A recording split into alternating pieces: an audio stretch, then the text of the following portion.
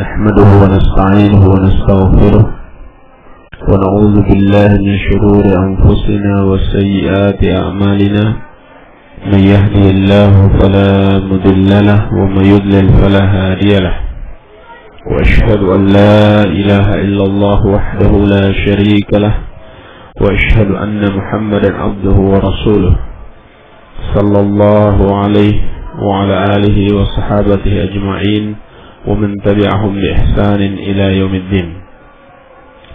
Ikhwani talabah wa akhwati fillah, para pendengar radio dakwah salafiyah rahimani wa rahimakumullah. Pada kesempatan pagi hari ini insyaallah taala kita akan melanjutkan kembali kajian kitab tauhid, masuk pada bab yang berikutnya, bab qaulillah ta'ala innaka la tahdi man ahbabta. Bab tentang firman Allah Subhanahu wa ta'ala, sesungguhnya engkau wahai Muhammad tidaklah bisa memberikan hidayah kepada siapa yang engkau cintai. Sesungguhnya engkau wahai Muhammad tidaklah bisa memberikan hidayah kepada siapa yang engkau cintai. Surat Al-Qasas ayat ke-56. Walakinna Allah yahdi man yasha' wa huwa a'lamu bil muhtadin.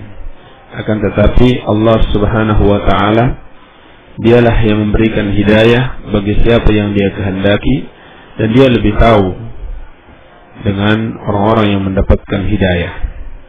Baik, bab ini masih dalam rangkaian bab yang berisikan argumen-argumen ilmiah untuk membuka hati dan akal orang-orang yang beribadah kepada selain Allah Subhanahu wa ta'ala.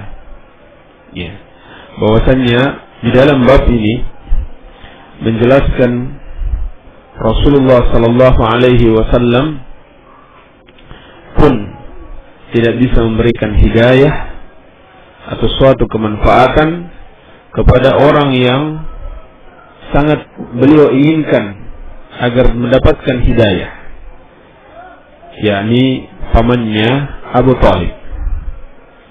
Ayat ini turun berkenaan dengan pamannya Rasulullah sallallahu alaihi wasallam yang bernama Abu Talib, di mana telah diketahui dalam sejarah dakwah Rasulullah sallallahu alaihi wasallam, Abu Talib ini sangat besar biasanya, ya, semenjak Nabi sallallahu alaihi wasallam masih kecil sampai beliau berdakwah.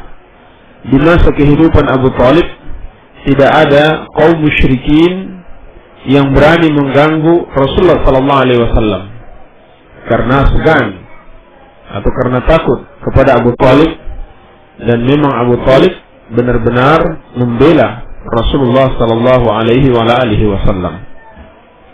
Hanya saja Allah Subhanahu wa ta'ala yang lebih tahu siapa yang layak untuk mendapatkan hidayah, sehingga walaupun Nabi sallallahu alaihi wasallam berusaha, ya, dengan segenap tenaga dan sangat menginginkan agar pamannya ini mendapatkan hidayah lalu masuk Islam, tetapi kenyataannya dia mati dalam keadaan kafir.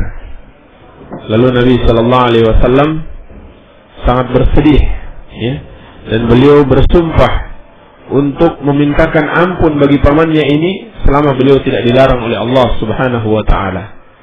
Maka Allah Subhanahu wa ta'ala pun menurunkan ayat innaka la tahdi man ahbabta.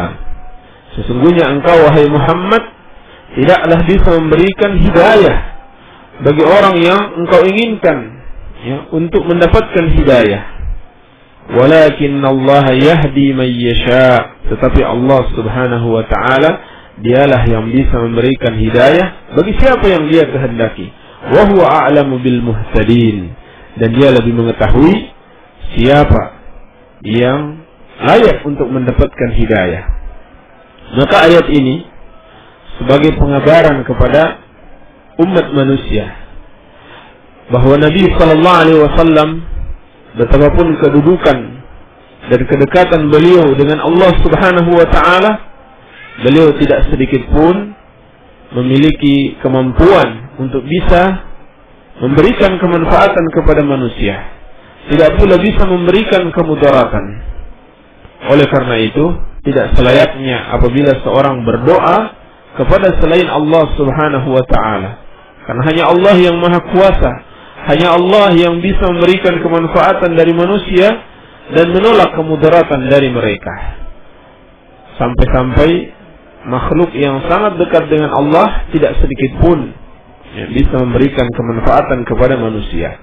Nabi sallallahu alaihi wasallam tidak bisa memberikan hidayah kepada orang yang sangat dekat dengan beliau, ya. Orang yang kedudukannya sudah bagaikan bapak sendiri, sebab Nabi sallallahu alaihi wasallam bapaknya meninggal, kemudian kakeknya meninggal, beliau besar, ya, dalam rumah, ya, dalam rumah tangga Abu Talib. Dan jasanya Abu Talib sungguh sangat besar terhadap dakwah Islam di awal-awal perjuangan Nabi sallallahu alaihi wasallam. Namun bersamaan dengan itu, ya, Nabi sallallahu alaihi wasallam tidak bisa memberikan kemanfaatan kepadanya, ya. Nabi sallallahu alaihi wasallam tidak bisa memberikan hidayah kepadanya. Iya. Menunjukkan bahwasannya Allah Subhanahu wa ta'ala itu kekuasaannya adalah kekuasaan yang sempurna. Kekuasaannya adalah kekuasaan yang mutlak.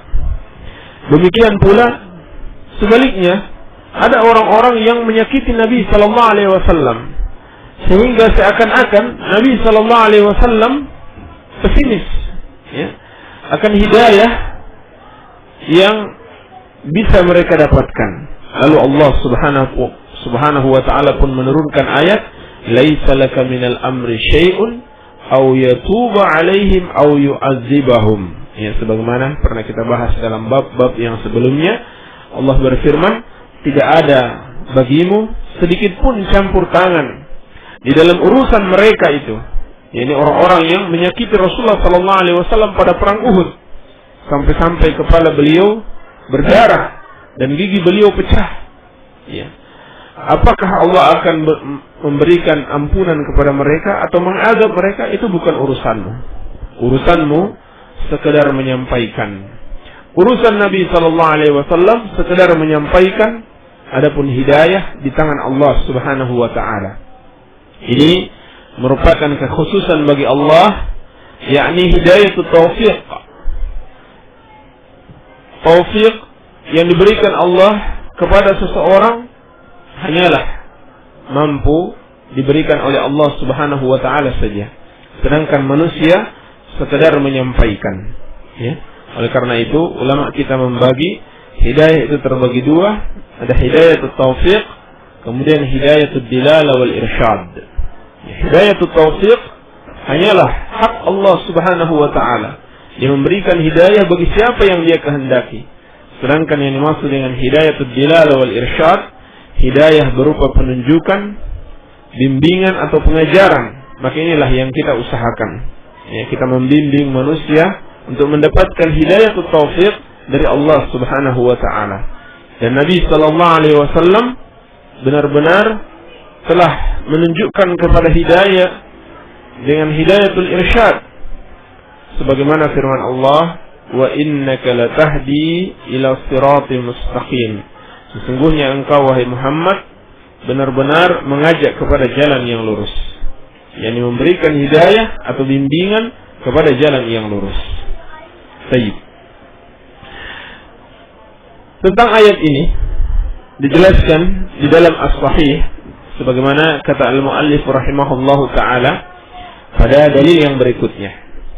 Fi Sahih, di dalam kitab As-Sahih, yakni Sahih Al-Bukhari dan Muslim, juga diriwayatkan oleh Imam Ahmad dan yang lainnya, an Ibn al-Musayyib an abihi qal, dari Ibn al-Musayyib, beliau adalah Sa'id Ibn al-Musayyib, ya, salah seorang ulama besar dan salah seorang fuqaha dari kalangan tabi'in, ya.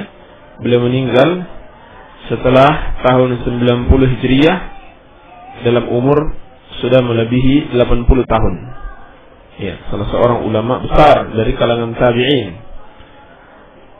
Dan salah seorang dari fuqaha us-sab'ah, ya, 7 orang fuqaha yang paling disegani, ya, di zaman beliau, ya, di zaman generasi tabi'in. Dan beliau telah berfatwa ketika para sahabat masih banyak yang hidup. Baik. Dari Ibnu Musayyib, dari bapaknya, beliau mengatakan, ya, Musayyib adalah bapaknya yang meninggal pada masa kekhilafahan Utsman bin Affan radhiyallahu taala anhum. Lamma hadarat Abu Talib al-wafatu, ja'ahu Rasulullah sallallahu alaihi wasallam. Ya. Beliau menceritakan ketika telah hadir kematian atau tanda-tanda kematian kepada Abu Talib, maka Nabi sallallahu alaihi wasallam pun mendatangi beliau. Ini ketika Abu Talib sakit dan telah datang kepadanya tanda-tanda kematian. Wa indahu Abdullah ibn Abi Umayyah wa Abu Jahal. Pada saat itu juga ada 2 orang kafir, Abdullah ibn Abi Umayyah dan Abu Jahal. Faqala lahu, maka Nabi sallallahu alaihi wasallam berkata kepada pamannya, ya ammi, qul la ilaha illallah kalimatan uhajju laka biha indallah. Wahai pamanku, ucapkanlah kalimat la ilaha illallah, satu kalimat yang dengannya aku akan menjadi saksi bagimu di sisi Allah Subhanahu wa taala. Wa qala lahu, lalu 2 orang ini, yakni Abdullah bin Abi Umayyah dan Abu Jahal, berkata kepadanya, atarghabu an millati Abdul Muttalib? Apakah engkau membenci agama Abdul Muttalib? Yakni penyembahan terhadap berhala. Fa'aada alaihi Nabi sallallahu alaihi wasallam, fa'aada. Maka Nabi sallallahu alaihi wasallam terus mengulang untuk mengajak pamannya ini agar mengucapkan kalimat la ilaha illallah. Namun mereka berdua pun terus mengucapkan, apakah engkau membenci agama Abdul Muttalib sehingga engkau mau mengikuti ajaran Nabi sallallahu alaihi wasallam? Fakana akhiru ma qala, dan adalah akhir perkataannya, huwa ala millati Abdul Muttalib, bahwasannya dia berada di atas agama Abdul Muttalib, bukan dalam agama Islam. Wa aba ayyakula la ilaha illallah, dan dia enggan untuk mengucapkan la ilaha illallah.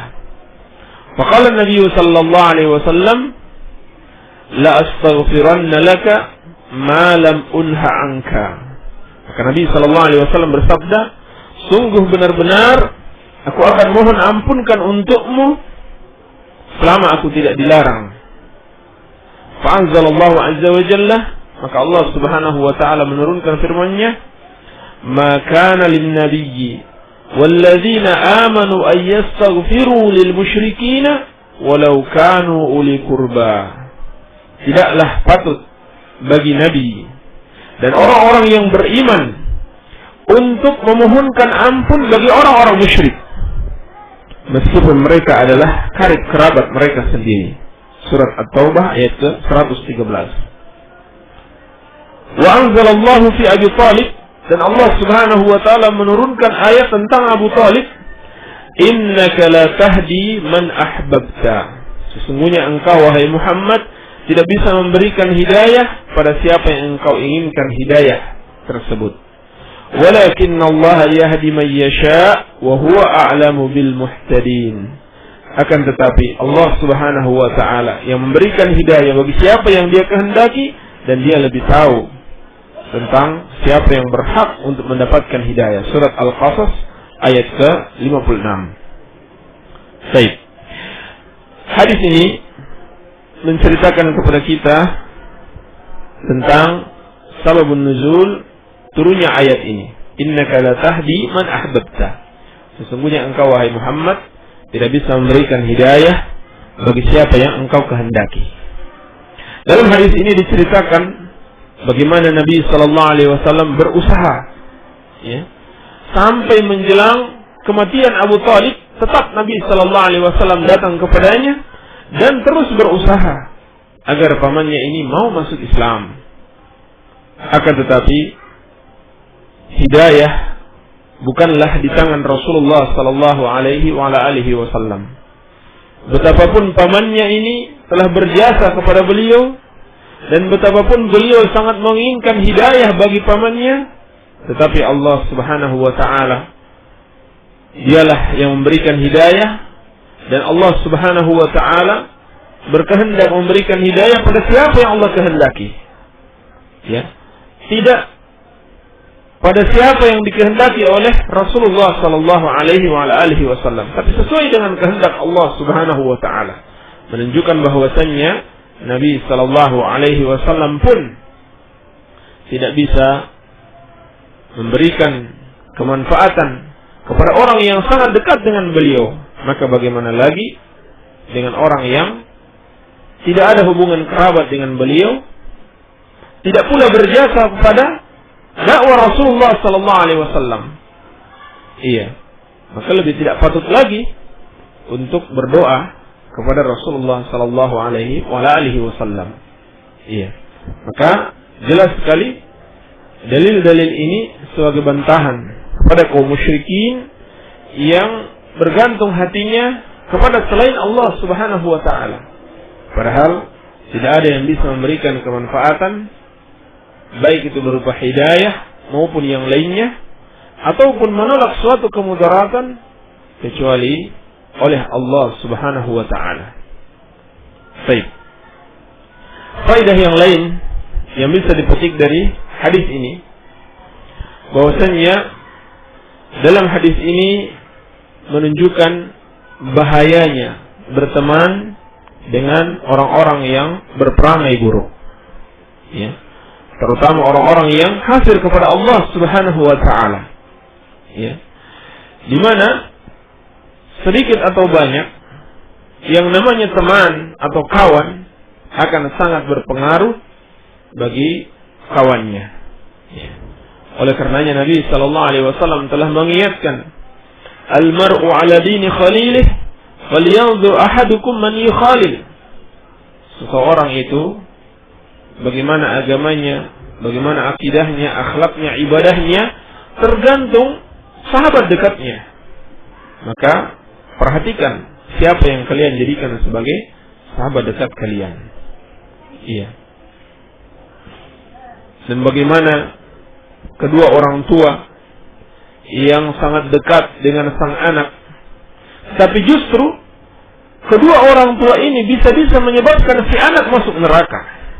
Sebagaimana Nabi sallallahu alaihi wasallam bersabda, "Fa abawahu yuhawwidani aw yunassirani aw yumajjisani." Kedua orang tuanya lah yang menjadikan dia seorang Yahudi atau seorang Nasrani atau seorang Majusi. Padahal si anak ini lahir di atas fitrah, yakni di atas Islam. Setiap orang itu lahir di atas Islam. Tetapi kedua orang yang justru paling dekat dengannya yang menyesatkan dia, menjadikan dia seorang Yahudi, seorang Nasrani, seorang Majusi, seorang penyembah berhala, seorang yang meminta kepada selain Allah, seorang ahlul bid'ah, dan seterusnya. Tergantung orang yang paling dekat dengannya. Maka pelajaran yang sangat penting yang bisa kita petik dari hadis ini, bahwasannya bersahabat dengan orang-orang yang buruk, ya, akan sangat berpengaruh. Ya. Sampai menjelang kematian Abu Thalib, beliau masih terpengaruh dengan dakwah yang sesat, ya, dari Abu Jahal. Baik. Ini pelajaran yang bisa dipetik dari hadis ini. Pelajaran yang lain, bahwasannya hadis ini menunjukkan kaum musyrikin mengerti dengan kalimat la ilaha illallah, memahami makna kalimat la ilaha illallah, sehingga mereka tidak mau mengucapkan kalimat la ilaha illallah Sebab itu berarti harus membenci sesembahan-sesembahan mereka. Ya. Kalau kita lihat apa susahnya Abu Thalib mengucapkan kalimat la ilaha illallah. Iya. Tetapi dia mengerti bahwasanya kalau dia mengucapkan kalimat la ilaha illallah, itu konsekuensinya harus membenci dan memusuhi semua sesembahan selain Allah dan orang-orang yang menyembah sesembahan tersebut. Ini makna kalimat la ilaha illallah. Maka sungguh sangat mengherankan kalau ada di antara kaum muslimin yang tidak lebih mengerti dengan kalimat la ilaha illallah dibanding kaum musyrikin sendiri. Ya. Kaum musyrikin di zaman jahiliyah dahulu. Baik. Maka dalam hadis ini ada penegasan tentang makna kalimat la ilaha illallah, yakni berlepas diri dari sesembahan-sesembahan selain Allah Subhanahu wa ta'ala. Baik. Pelajaran yang lain, bahwasanya hadis ini menunjukkan keyakinan harus disertai dengan ketundukan yang sempurna terhadap syariat Allah Subhanahu wa ta'ala. Iya. Sebab Abu Thalib adalah orang yang sangat tahu benar, tahu betul bahwa Nabi sallallahu alaihi wasallam itu adalah orang yang sangat jujur dan ajarannya adalah ajaran yang benar. Hakikatnya demikian. Abu Thalib paham betul dari kecil, ya, dari Nabi sallallahu alaihi wasallam kecil dia sudah tahu bahwa kelak Nabi sallallahu alaihi wasallam akan menjadi seorang nabi, sebagaimana pengabaran yang beliau dengarkan dari para pendeta Nasrani, ya, ketika beliau melakukan perjalanan untuk perdagangan, ya, bersama Nabi sallallahu alaihi wasallam, ya.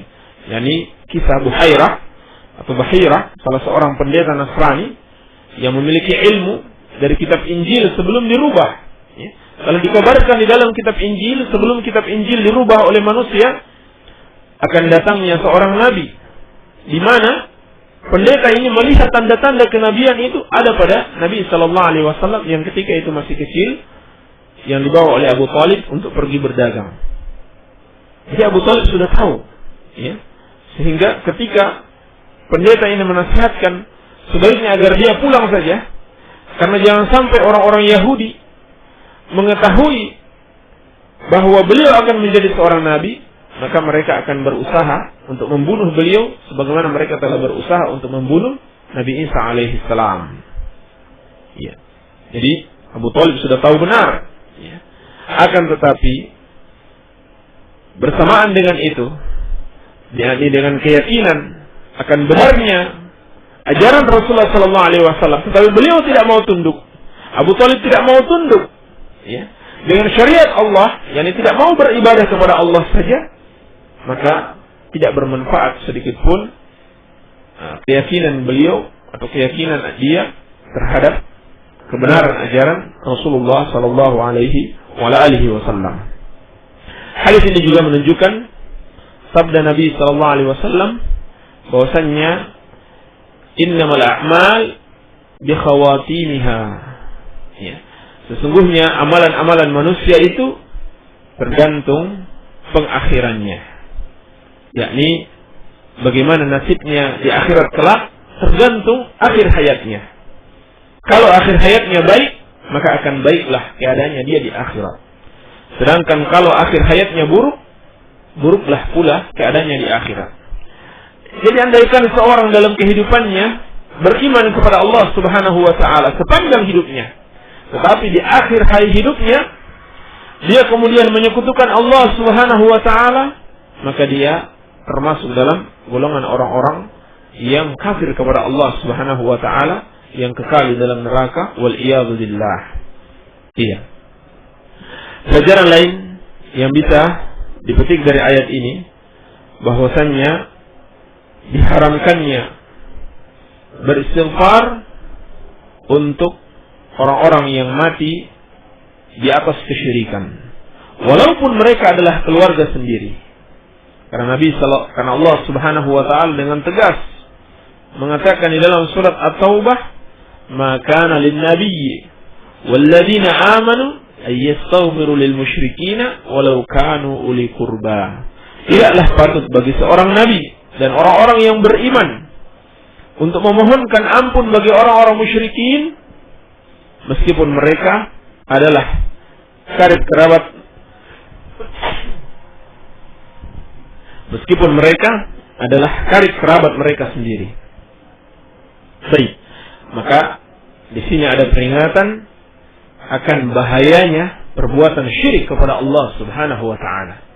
Bahwasanya seorang yang mati di atas kesyirikan tidak akan pernah mendapatkan ampunan Allah Subhanahu wa taala, meskipun yang memohonkan ampun untuknya adalah seorang nabi dan para wali-wali Allah Subhanahu wa taala yang paling tinggi derajatnya setelah para nabi, yaitu para sahabat Rasulullah sallallahu alaihi wasallam. Dan meskipun yang mereka mohon ampunkan tersebut adalah kerabat karib, ya, mereka sendiri, ya, sebagaimana Nabi Ibrahim alaihissalam juga telah dilarang untuk memohonkan ampun bagi bapaknya. Demikian pula Nabi sallallahu alaihi wasallam, permohonan ampun beliau, andaikan beliau lakukan untuk pamannya Abu Talib, tidak akan bermanfaat sedikit pun, sebab dia telah mati di atas kesyirikan. Allah Subhanahu wa taala menegaskan, "Innallaha la yaghfiru an yushraka bihi wa yaghfiru ma duna dzalika liman yasha." Sesungguhnya Allah Subhanahu wa taala tidak akan mengampuni orang-orang yang menyekutukannya, yakni ketika dia mati di atas kesyirikan tersebut, dan mengampuni dosa yang lebih ringan daripada itu bagi siapa yang dia kehendaki. Ya. Oleh karena itu, termasuk kesalahan ketika kita mengatakan orang yang mati padahal dia kafir itu sebagai almarhum. Ya. Almarhum itu artinya orang yang dirahmati Allah. Bahkan orang yang beriman saja, orang yang muslim, kita tahu dia seorang muslim, kemudian dia meninggal, tidak boleh kita katakan dia almarhum. Kenapa? Karena almarhum itu adalah orang yang dirahmati oleh Allah Subhanahu wa taala. Sedangkan kita tidak tahu betul, ya. Kita tidak tahu hatinya. Kita tidak tahu keimanan dan keislamannya apa benar-benar diterima Allah atau tidak. Iya. Sehingga kalau kita mengucapkan almarhum, seakan-akan kita benar-benar tahu dia mendapatkan rahmat Allah Subhanahu wa taala. Apalagi kalau dia mati di atas kekafiran. Iya. Adapun bagi orang yang beriman, cukup kita mengucapkan doa rahimahullah, semoga Allah merahmatinya. Ya. Bukan kita memastikan dia itu almarhum, sudah pasti mendapatkan rahmat Allah Subhanahu wa taala. Tetapi yang benar kita doakan rahimahullah, semoga dia mendapatkan rahmat Allah Subhanahu wa taala. Adapun bagi yang kafir, tidak pantas, ya, diucapkan rahimahullah atau almarhum atau ghafarallahu lahu, semoga Allah mengampuninya, itu tidak boleh. Allah Subhanahu wa taala telah melarang, ya, kita mendoakan orang-orang yang mati di atas kesyirikan. Dan juga doa-doa tersebut tidak akan bermanfaat sama sekali. Baik. Ayat ini juga atau hadis ini menjelaskan batilnya, ya, orang-orang yang bergantung kepada Nabi sallallahu alaihi wasallam atau selain beliau di dalam meraih suatu kemanfaatan atau menolak suatu kemudaratan. Baik. Pelajaran lain yang bisa dipetik dari hadis ini, dalam hadis ini ada bantahan bagi orang-orang yang menyangka akan Islamnya Abu Talib.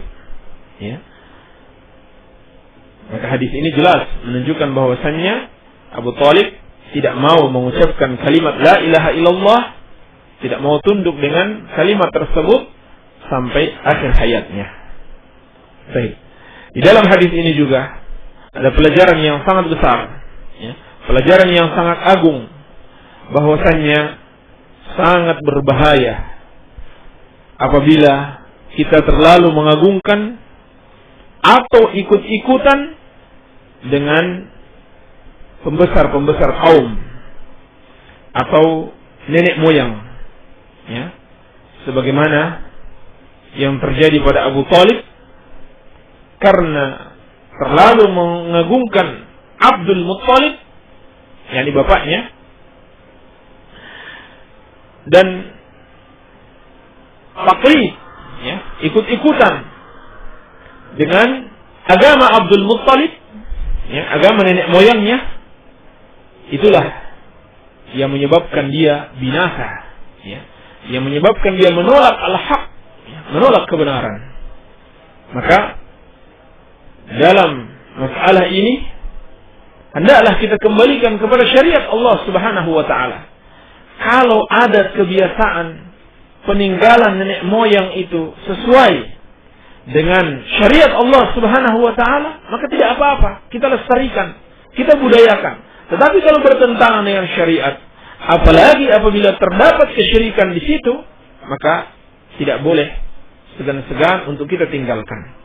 Ya, tinggalkan apa saja yang berhubungan dengan pengagungan atau penghormatan kepada nenek moyang, jika di situ ada perbuatan kesyirikan kepada Allah Subhanahu wa taala, tidak boleh dilestarikan, ya, tidak boleh dibudayakan hal-hal yang bertentangan dengan syariat Allah Subhanahu wa taala, sebab hal itulah yang menjadikan salah satu sebab orang-orang musyrikin di zaman jahiliyah dulu itu binasa, ya, menolak kebenaran dan mati di atas kekafiran kepada Allah Subhanahu wa taala. Baik. Kesimpulannya, bab ini ingin menjelaskan kepada kita bahwasannya tidak ada yang bisa memberikan kemanfaatan dan juga menolak satu kemudaratan dari manusia atau dari hamba-hamba Allah Subhanahu wa taala selain Allah Subhanahu wa taala sendiri. Maka tidak selayaknya seorang menggantungkan harapannya, iya, tawakalnya, doanya kepada selain Allah Subhanahu wa taala. Meskipun kepada orang yang sangat mulia seperti Nabi sallallahu alaihi wasallam, apalagi yang lebih rendah kedudukannya dari beliau. Baik. Jadi Allah Subhanahu wa taala harus benar-benar ditauhidkan. Kita hanya mengharap kepada Allah, menggantungkan hati kita kepadanya, bertawakal kepadanya, serta senantiasa berdoa kepadanya. Iya. Ini yang bisa kita sampaikan pada kesempatan ini. Semoga ada manfaatnya. Wabillahi taufiq. Walhamdulillahirabbil alamin. Demikian tadi apa yang telah dijelaskan oleh Al-Ustaz Abu Abdullah Sufyan kepada para pendengar radio dakwah Syarafiyah, yang semoga Allah memberikan rahmat kepada kita. Kita memasuki sesi tanya jawab kepada para pendengar radio dakwah Syarafiyah. Silakan yang ingin bertanya, kirimkan pertanyaannya dan dicatat nomor teleponnya ke nomor 0813-949-72127. Sekali lagi bagi para pendengar radio dakwah Salafiyah yang ingin bertanya, silakan kirimkan pertanyaannya dan dicatat nomornya. Kirimkan ke nomor 0813-949-72127. Silakan kirimkan pertanyaannya baik pada saat acara kuliah subuh berlangsung ataupun di luar acara kuliah subuh, akan tetapi semua pertanyaan yang masuk akan insyaallah akan kita jawab pada saat acara kuliah subuh. Mungkin itu informasinya. Langsung saja kepada Ustaz untuk menjelaskan pertanyaan-pertanyaan yang telah masuk. Bismillahirrahmanirrahim. Wassalatu wassalamu ala Rasulillah. Katanya ada hadis bahwa bumi di tangan Allah itu seperti biji sawi di tangan manusia. Benarkah dan apa sahih hadisnya? Hadis tersebut sahih, diriwayatkan dari Abdullah bin Abbas radhiyallahu taala anhuma. Beliau mengatakan, "Mas samawati sab'u wal arduna sab'u fi kafir rahman illa ka khardalatin fi yadi ahadikum." Tidaklah langit dan yang 7 dan bumi yang 7. Jadi ini lebih dari apa yang ditanyakan. Kalau yang ditanyakan hanya bumi, ya. Tapi dalam hadis langit yang 7 dan bumi yang 7 itu di tangan Ar-Rahman, di tangan Allah Subhanahu wa taala, kecuali hanya seperti biji sawi yang ada di tangan salah seorang dari kalian. Baik. Jadi ini juga sebagai koreksi dari apa yang ditanyakan. Ya, kalau yang ditanyakan hanya bumi di tangan Allah, tapi yang benar langit yang 7. Ya, dan kita tahu, masya Allah, langit yang pertama saja belum bisa dipecahkan. Ya, betapa besarnya langit tersebut. Ya, langit yang pertama saja belum bisa dipecahkan oleh para ahli. Berapa luasnya? Ya, berapa juta tahun cahaya luasnya? Ya. Apalagi 7 lapis langit. Baik. Dan juga 7 lapis bumi itu di tangan Ar-Rahman hanya bagaikan biji sawi yang ada di tangan salah seorang dari kalian. Ya. Hadisnya disebutkan atau diriwayatkan oleh Al-Imam Ibnu Jarir At-Tabari rahimahullah taala dalam tafsirnya, dan diisyaratkan kesahihannya oleh Syekhul Islam Ibnu Taimiyah rahimahullah taala, juga oleh Syekh Al-Albani. Baik. Hadis ini kesimpulannya menunjukkan tentang kebesaran ya Allah Subhanahu wa taala. Apakah hukumnya bercumbu dengan istri di bulan puasa seperti dengan istri ketika dalam keadaan haid, yaitu hanya mencium, memeluk dalam keadaan tidak berpakaian namun tidak jima? Para ulama berbeda pendapat, namun pendapat yang pertengahan bahwasanya hukumnya makruh karena hal itu dapat mengantarkan pada batalnya puasa. Iya, kalau sampai terjadi jima, maka tentunya puasanya itu batal. Sedangkan yang mereka lakukan adalah hal-hal yang bisa mengantarkan kepada jima, maka minimalnya hukumnya adalah makruh. Wallahu a'lam. Apa hukumnya bagi yang menjual rambutnya? Ulama seluruh mazhab, ya, maksudnya mazhab yang 4 itu mengharamkan jual beli apapun, ya, jual beli apapun dari bagian tubuh kita. Baik. Termasuk rambut. Dan juga diharamkan untuk mengambil manfaat dari rambut tersebut. Ya. Di dalam mazhab Syafi'i rahimahullah taala secara khusus, sebagaimana dikatakan Al-Imam An-Nawawi di dalam Al-Majmu' Syarh Muhadzab, ma la yajuzu bai'uhu muttasilan la yajuzu bai'uhu munfasilan ka sya'ril adami. Kata beliau rahimahullah, apa yang tidak boleh dijual ketika dia menyatu, maka ketika dia terpisah pun tidak boleh untuk dijual. Ini kaidahnya dalam mazhab Syafi'i. Apa yang tidak boleh diperjualbelikan dalam keadaan dia menyatu, ya, maka ketika dia telah terpisah, ya, seperti anggota-anggota tubuh, semua anggota-anggota tubuh, ya, tidak boleh pula untuk diperjualbelikan. Ya. Oleh karenanya seperti ginjal, darah, itu juga tidak boleh diperjualbelikan. Tapi kalau orang mau menyumbangkan ginjalnya atau darahnya, harus benar-benar dengan dasar keikhlasan. Ya, tidak boleh dia perjualbelikan. Baik. Dan juga di sisi lain diharamkan kita untuk mengambil manfaat dari rambut ini. Ya, rambut, misalkan kita ambil rambut orang, ya, kita beli rambut orang atau kita minta rambut orang untuk kita sambungkan di kepala kita, di rambut kita, ya, atau digunakan sebagai wig.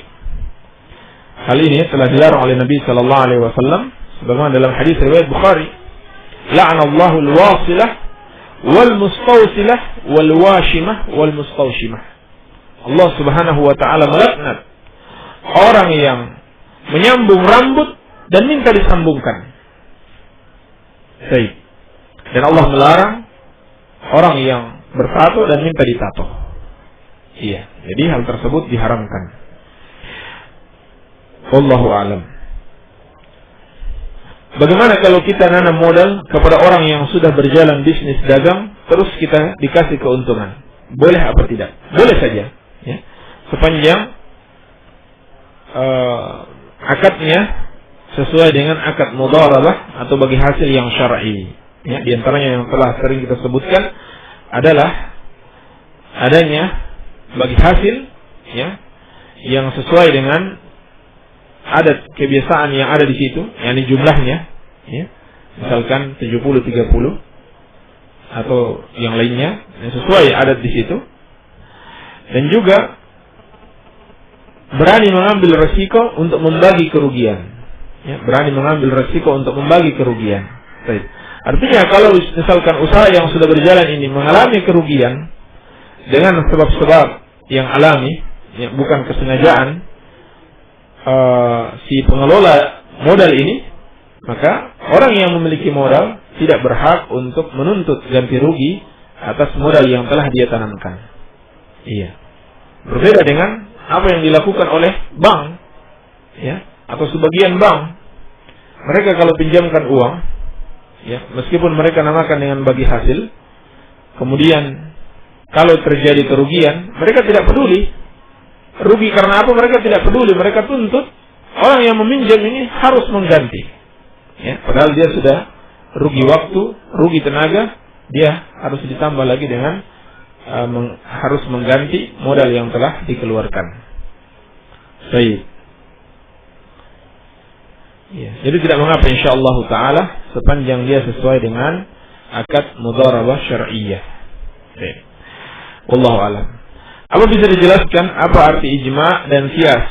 Juga apa arti ahlus sunnah wal jamaah? Dikatakan oleh para ulama, ijma' itu adalah ittifaqu mujtahidi hadhihi al-ummah ba'da an-nabi sallallahu alaihi wasallam ala hukmin syar'iyyin.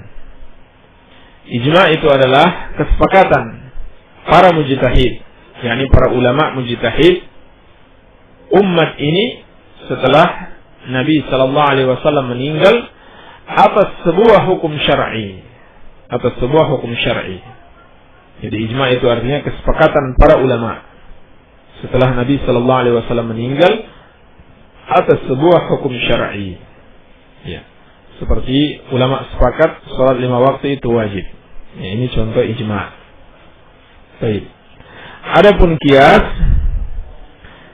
dikatakan oleh para ulama, qiyas itu adalah taswiyatu far'in bi aslin fi hukmin li'illatin jami'atin bainahuma. Menyamakan cabang permasalahan dengan asalnya pada perkara yang di situ terdapat kesamaan sebab antara keduanya, antara dua perkara tersebut. Ini yang dimaksud dengan qiyas, ya. Seperti ulama kita mengkiaskan beras dengan gandum, ya. Kenapa? Karena adanya kesamaan sebab, ya, di dalam zakat. Gandum adalah makanan pokok di zaman Nabi sallallahu alaihi wasallam dan beras adalah makanan pokok bagi kita, ya. Maka kewajiban bagi gandum berupa zakat itu juga diwajibkan bagi beras, ya, dan masih banyak contoh yang lain. Adapun yang dimaksud dengan ahlus sunnah wal jamaah, ahlus sunnah wal jamaah itu adalah para pengikut sunnah Rasulullah sallallahu alaihi wasallam dan mereka bersatu di atas sunnah Rasulullah sallallahu alaihi wasallam tersebut. Ini yang dimaksud dengan ahlus sunnah wal jamaah. Sunnah di situ aslinya adalah sunnah Rasulullah sallallahu alaihi wasallam.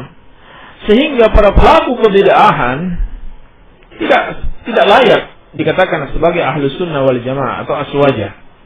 Iya. Sebab yang namanya sunnah harus mengikuti petunjuk Rasulullah sallallahu alaihi wasallam dan menjauhi hal-hal yang baru, yang muhdats. Karena setiap muhdats bertentangan dengan sunnah Rasulullah sallallahu alaihi wasallam. Sedangkan yang dimaksud dengan al-jamaah yaitu bersatu di atas kebenaran. Ya. Bukan bersatu tetapi di atas kebatilan. Ini makna al-jamaah. Makna yang lain, al-jamaah itu adalah sebuah pemerintahan kaum muslimin. Bahwasanya pengikut sunnah haruslah mentaati pemerintah kaum muslimin. Meskipun pemerintah itu misalkan bermaksiat kepada Allah, sepanjang dia tidak memerintahkan kita untuk berbuat maksiat, maka kita tetap wajib taat kepada pemerintah kaum muslimin. Barang siapa yang menyimpang dari akidah Rasulullah sallallahu alaihi wasallam, dari manhaj atau dari metode beragamanya Rasulullah sallallahu alaihi wasallam, maka dia telah keluar dari ahlu sunnah wal jamaah. Para pelaku bid'ah, para pelaku kesesatan, yang memiliki akidah yang menyimpang dan ibadah-ibadah yang tidak sesuai tuntunan Rasulullah sallallahu alaihi wasallam, maka mereka bukan ahlu sunnah wal jamaah. Demikian pula orang-orang yang menentang pemerintah yang sah, pemerintah kaum muslimin yang sah, mereka juga bukan ahlu sunnah wal jamaah, karena mereka telah mengikuti manhaj khawarij, ahlul bid'ah wal furqah, yang menentang kepada penguasa kaum muslimin. Nabi sallallahu alaihi wasallam telah mengingatkan, khawarij ini adalah kilabun nar, syarru qatla tahta adinis sama. Mereka adalah anjing-anjing neraka dan seburuk-buruknya makhluk yang terbunuh di kolong langit ini. Jadi yang mengeluarkan seseorang itu dari ahlus sunnah wal jamaah ada dua bentuk secara globalnya. Bentuk yang pertama, apabila dia menyelisihi akidah atau manhaj Rasulullah sallallahu alaihi wasallam dan para sahabatnya. Sedangkan bentuk yang kedua, kalau dia menyelisihi pemerintah kaum muslimin, artinya dia keluar dari ketaatan kepada pemerintah kaum muslimin. Jadi ahlus sunnah wal jamaah adalah orang-orang yang benar-benar berpegang teguh dengan sunnah Rasulullah sallallahu alaihi wasallam dan bersatu di atas kebenaran. Bersatu di atas al-haq. Jadi yang dikatakan persatuan, yang dikatakan jamaah itu tidak mesti harus banyak orang. Satu orang, kalau dia sesuai kebenaran, dialah yang dikatakan al-jamaah. Banyak orang, tetapi tidak sesuai kebenaran, maka tidak layak dikatakan al-jamaah. Sebagaimana kata Abdullah bin Mas'ud radhiyallahu taala anhu, al-jama'atu ma wafaqal haqqa wa in kunta wahdak. Jamaah itu apa yang sesuai dengan kebenaran meskipun engkau seorang diri. Baik, ini yang dikatakan dengan al-jamaah. Maka hendaklah kita masing-masing berusaha untuk menjadi ahli sunnah yang berjamaah, yang sebenarnya, yakni dengan benar-benar mengikuti sunnah Rasulullah sallallahu alaihi wasallam, bukan mengikuti kebidahan. Tidak layak para pengikut bid'ah, para pelaku kesesatan itu menamakan diri sebagai ahli sunnah wal jamaah.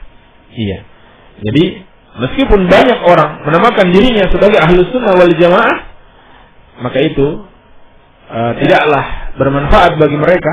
Penamaan diri mereka atau organisasi mereka dinamakan dengan aswajah, itu tidak bermanfaat sedikit pun bagi mereka kalau kenyataannya mereka tidak mengikuti sunnah Rasulullah sallallahu alaihi wasallam. Adapun yang kita maksudkan sunnah di sini adalah seluruh yang datang dari Rasulullah sallallahu alaihi wasallam. Apakah akidahnya, ibadahnya, ilmunya, pengamalannya, yang Allah Subhanahu wa taala perintahkan kepada kita, wa ma ataakumur rasulu fakhuduhu wa ma nahakum anhu fantahu. Apa yang datang dari Rasul, maka terimalah, sedangkan apa yang dia larang, tinggalkanlah. Demikian, wallahu a'lam. Ada seorang mempunyai keponakan laki-laki dari jalan suaminya.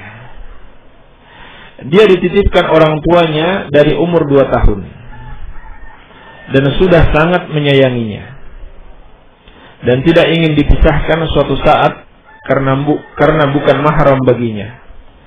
Dengan alasan itulah dia ingin menjadikannya mahram dengan cara memberi dia ASI sebanyak setengah gelas yang dia dapat setelah melahirkan ketika anak tersebut tengah tertidur, kemudian dibangunkan dan diberikan ASI itu. Katanya didapat setelah melahirkan anaknya yang meninggal karena lahir sebelum waktunya 9 bulan dan anak tersebut telah meninggal ketika dilahirkan. Ketika itu anak tersebut kalau nggak salah berusia sekitar 8 atau 9 tahun dan beristinbat dengan sahabat. Dibenarkan atau tidak cara tersebut dengan catatan dia tidak mempunyai anak satupun. Kesemuanya meninggal setelah dilahirkan dan meninggal dalam kandungan. Baik. Tentang perkara ini, para ulama berbeda pendapat. Dan pendapat yang kuat insyaallah ta'ala, sebagaimana dijelaskan Syekh Muhammad bin Abdul Wahhab Al-Wasabi hafizahullah ta'ala dalam salah satu risalah beliau, yakni tentang menyusui orang dewasa, bahwasanya yang benar apabila memang keadaannya seperti yang terjadi pada sahabat yakni Salim Maula Abi Hudzaifah, dan barangkali persis ya seperti yang ditanyakan di dalam pertanyaan ini, maka boleh insyaallah ta'ala dan menjadi mahram apabila telah diberikan susuan padanya. Iya. Berdasarkan hadis yang diriwayatkan Imam Muslim dalam sahihnya, ya, dari Aisyah radhiyallahu anha, yakni menceritakan tentang Sahla bintu Suhail yang bertanya kepada Nabi sallallahu alaihi wasallam. Ya, Sahla bintu Suhail ini adalah istri Abu Hudzaifah. Iya. Dia bertanya kepada Rasulullah sallallahu alaihi wasallam bahwasanya Abu Hudzaifah tidak suka kalau Salim ini, ya, bekas budaknya yang sedari kecil, ya. Salim bekas budak Abu Hudzaifah yang sedari kecil itu dipelihara, ya, atau hidup di dalam rumah tangga Abu Hudzaifah. Seperti ketika dia sudah dewasa, Abu Hudzaifah sudah tidak suka lagi, ya, kalau dia suka keluar masuk di rumahnya, ya, karena dia bukan mahram bagi istrinya. Tapi ini menunjukkan kecemburuan yang besar, ya, oleh para sahabat Rasulullah sallallahu alaihi wasallam, dan itu bagian dari keimanan, ya, bagian dari keimanan. Nabi sallallahu alaihi wasallam telah mengancam tidak akan masuk surga orang yang tidak cemburu, ya, tidak cemburu melihat istrinya berbicara atau berjumpa atau bahkan sampai bersenda gurau dengan laki-laki yang bukan mahramnya. Baik. Ini Abu Hudzaifah sekedar melihat Salim yang sudah dewasa, padahal sedari kecil dia tumbuh di rumahnya. Tapi karena dia sudah dewasa, ya, sudah balik, lalu masuk keluar di rumahnya ada istrinya di situ, dia cemburu. Ya, dia tidak suka. Maka Nabi sallallahu alaihi wasallam mengatakan, susuilah dia. Ya. Susuilah dia si Salim ini, padahal dia sudah besar. Iya. Maka pada akhirnya Salim disusukan dan menjadi mahram bagi istrinya. Baik. Kalau kasus, ya, pendapat yang pertengahan dalam masalah ini, kalau kasusnya seperti ini, yakni anak itu dipelihara dari kecil dan sangat sulit untuk berhijab darinya karena dia tinggal bersama, iya, maka tidak apa-apa insyaallah ta'ala, ya, seperti yang disebutkan dalam pertanyaan, diberikan susuan dan anak itu telah menjadi mahram bagi si istri ini, ya, atau istri dari pamannya. Baik. Nah, ini pendapat Aisyah radhiyallahu anha, juga pendapat Atha bin Abi Rabah, ya, Syekhul Islam, Imam Ibnu Qayyim, As-Sun'ani dan Asy-Syaukani, sebagaimana dijelaskan oleh Syekh Muhammad bin Abdul Wahhab Al-Wasabi hafizahullah taala. Demikian wallahu a'lam. Kalau binatang dikasih nama seperti nama manusia, boleh apa tidak? Ya, tidak boleh, sebab hal itu mengandung penghinaan kepada manusia. Baik. Apa hukum berbicara bagi yang ingin dinikahinya? Ya, apa hukum berbicara dengan calon yang ingin dinikahinya? Ya. Pertama, boleh saja kalau memang pembicaraan itu perlu, tetapi dengan syarat harus disertai mahramnya, ya, kemudian menutup aurat, kemudian si wanita ini tidak boleh melembutkan suaranya. Ya. Intinya harus mengikuti adab-adab Islami, ya, dalam hal tersebut. Baik. Adapun pembicaraan yang tidak perlu, apalagi sampai berdua-duaan, ya, dan si wanita ini memanja-manjakan suaranya, maka ini hal-hal yang bisa mengantarkan kepada perzinahan yang telah dilarang oleh Allah Subhanahu wa taala. Baik. Dosakah seorang ibu melarang anaknya menikahi seorang laki-laki bukan salaf? Baik. Apabila yang dimaksud bahwa ibu ini melarang anaknya menikahi laki-laki yang tidak mengikuti manhaj salaf, yakni manhaj Rasulullah sallallahu alaihi wasallam dan para sahabatnya, maka itu yang seharusnya dilakukan oleh orang tua. Iya. Dia memilihkan bagi anaknya tentunya yang terbaik untuk anaknya, yakni terutama dari sisi agamanya, dari sisi akidahnya. Ya, bahwasanya calon suaminya atau calon istrinya itu hendaklah dari orang-orang yang bagus agamanya, bagus akidahnya, yakni mengikuti akidah atau manhaj Rasulullah sallallahu alaihi wasallam dan para sahabatnya. Iya, maka ini seharusnya demikianlah orang tua itu. Ya, dia berusaha memilihkan untuk anaknya pasangan yang agamanya baik, ya, dari kalangan orang-orang yang mengikuti manhaj Rasulullah sallallahu alaihi wasallam dan para sahabatnya. Wallahu a'lam. Ada orang sedang berumah tangga kena musibah. Istrinya berzina 1 kali, terus bercampur lagi sama suaminya sampai beberapa kali.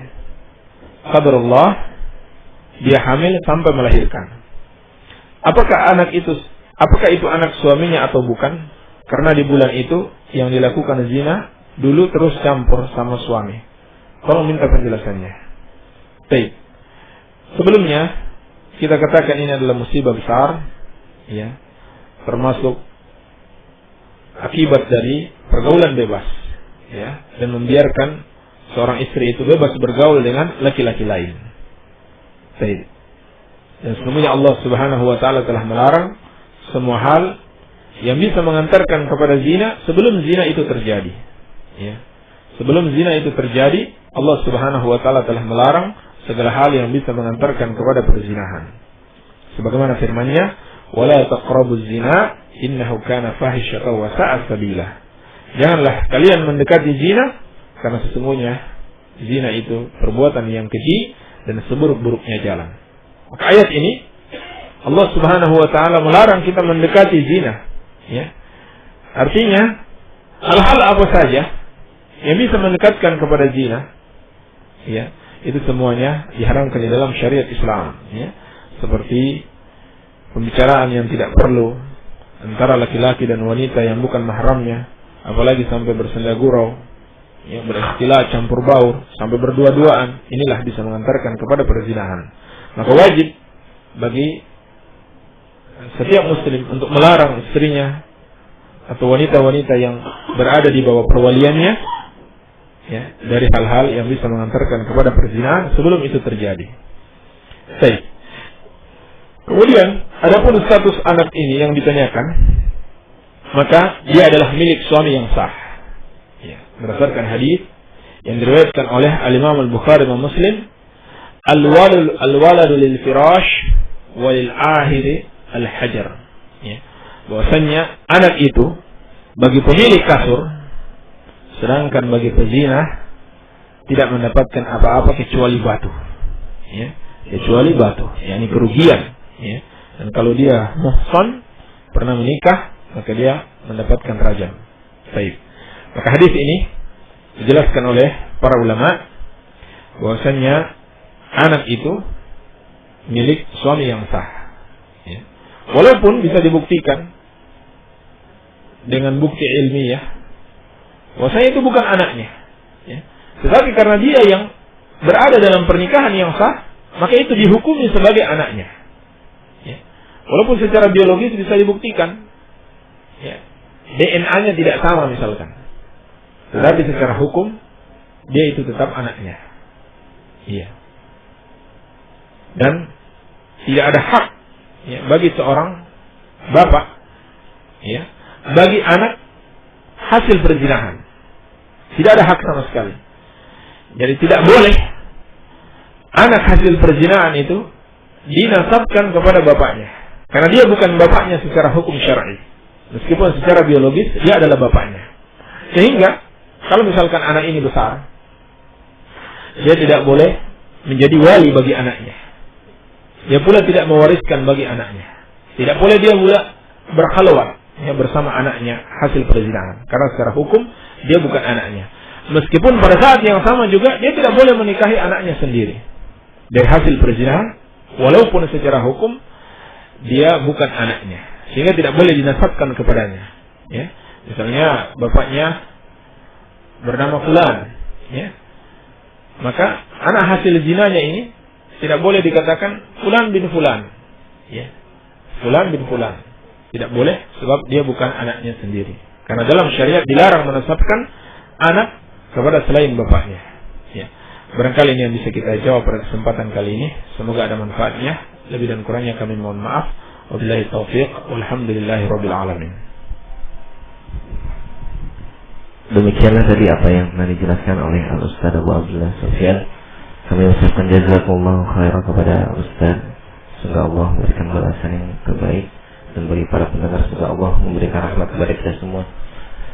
Demikian tadi yang pertanyaan-pertanyaan yang telah dijelaskan oleh Ustaz. Bagi para pendengar yang ingin bertanya silakan kirimkan saja sebagaimana biasa ke nomor 0813 949 72127. Dan bagi yang request murotal insyaallah akan diputar setelah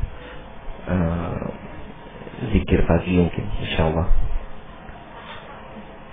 Maka kita akhiri, subhanakallahumma wa bihamdika asyhadu an la ilaha illa anta astaghfiruka wa atubu ilaik.